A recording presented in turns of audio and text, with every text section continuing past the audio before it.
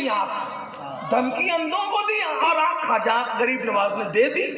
اچھا لوگوں کو یہ بھی لگا کہ یہ ابھی شرک کے خلاف تقریر کیا, ابھی پھر شرک بکا کہ غریب نواز نے آنکھ دی. میں نے کہا تجھے نہیں پتا, تجھے نہیں پتا.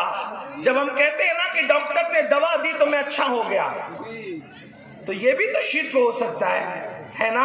ہو سکتا ہے کہ نہیں ہو سکتا ہے؟ ہو سکتا ہے, لیکن تم جیسے خپتیوں کی نظر میں ہو سکتا ہے اور ہم جیسے توحیدیوں کی نظر میں نہیں ہو سکتا. کیوں؟ وجہ یہ ہے کہ جب کوئی یہ کہتا ہے کہ میں عبد الحمید ڈاکٹر کی دوا سے اچھا ہوا, تو ہمیں پتا ہوتا ہے کہ وہ مسلمان کے کہنے کا مطلب یہ ہے ڈاکٹر نے دوا دی, وہ سبب بنا, لیکن اچھا کس نے کیا؟ اللہ نے کیا. یہ بات ہوتی ہے. تو جب ڈاکٹر کی دوا اثر دکھا سکتی ہے تو غریب نواز کی دعا اثر نہیں دکھا سکتی. تو ڈاکٹر کی دوا کی برکت سے جب ہم ڈاکٹر کا نام لیتے تو غریب نواز کی دعا کی وجہ سے غریب نواز کا نام نہیں لے سکتے؟ بالکل لے سکتے. بات سمجھ آتی ہے؟ یہ بات ہے. اور حضرت عارف رومی کہتے ہیں کہ عبداللہ کی زبان سے جو نکلتا ہے اس کو اللہ پورا کر دیتا ہے. تو گویا کہ عبداللہ کی بات اللہ ہی کی بات ہوتی ہے. یہ بات ہے کہ نہیں ہے؟ ٹھیک ہے. اب کیا ہوا؟ بات جو تھی اورنگزیب کی دھمکی تھی اندھوں کو, اور آج کس نے دی؟ غریب نواز نے. یا غریب نواز دھمکی اندھوں کو ملی, آپ نے آنکھ کیوں دے دی؟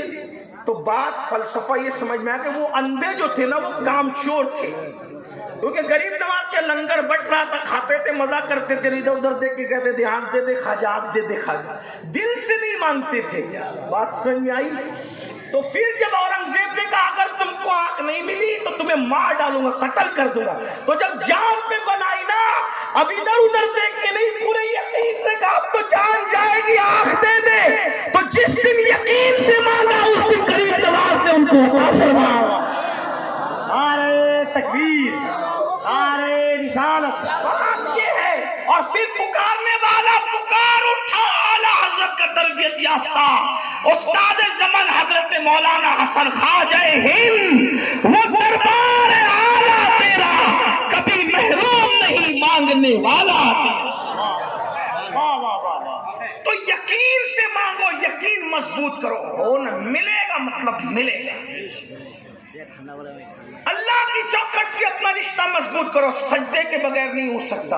اگر آپ یہ سوچتے ہیں کہ میں نماز چھوڑ کر کے اللہ سے یہ اپنا رشتہ مضبوط کر لوں گا تو نہیں ہو سکتا. مضبوط پہلے سجدے کی طرف, اللہ کے گھر کی طرف آؤ. اور ایک بات میری یاد رکھنا, اپنے مسائل کا حل کل بھی اللہ کی چوکھٹ پہ تھا اور آج بھی اللہ کی چوکھٹ پہ. جڑو اللہ سے.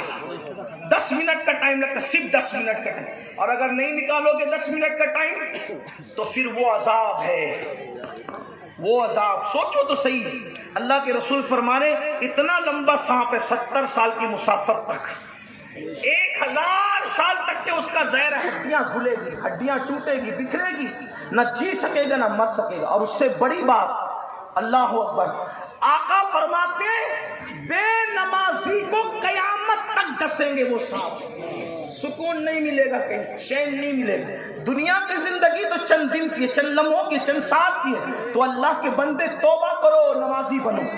تیسرا بڑا گناہ, گناہ کبیرہ, ماں باپ کی نافرمانی, ماں باپ کو ستانا. اب میں نے اس کو نماز کے بعد اس لیے بیان کیا کہ کچھ لوگ نماز پڑھتے ہیں لیکن ماں باپ کا خیال نہیں کرتے. تو پتہ ہے جو نماز پڑھے اور ماں باپ کا دل دکھائے اس کی نماز بھی قبول نہیں ہوتی. اللہ کے رسول فرماتے ہیں جس سے ماں باپ راضی اس سے اللہ راضی, جس سے ماں باپ ناراض اس سے اللہ ناراض. آج کل نوجوان لڑکوں کا, لڑکیوں کا کیا حال ہو گیا, انہیں ماں باپ کی کوئی پڑی نہیں, پرواہ نہیں ہے ان کو. ماں باپ کی کچھ پڑی نہیں, کوئی پرواہ نہیں ان کو. کیا حال ہے ان کا, ماں باپ کو بڈھا بڈھی, ڈوکرا ڈوکری, پتہ نہیں کیا کیا کہیں گے, اور ہنستے ہیں. بیوی کا منہ دیکھ لیا, ماں باپ سے بغاوت. اور آج کل کی لڑکیاں اور بچیاں بھی ایسی ہیں کہ معاذ اللہ ان کو سب سے زیادہ برا کوئی لگتا ہے دنیا میں تو ساس اور سسر برے لگتے ہیں.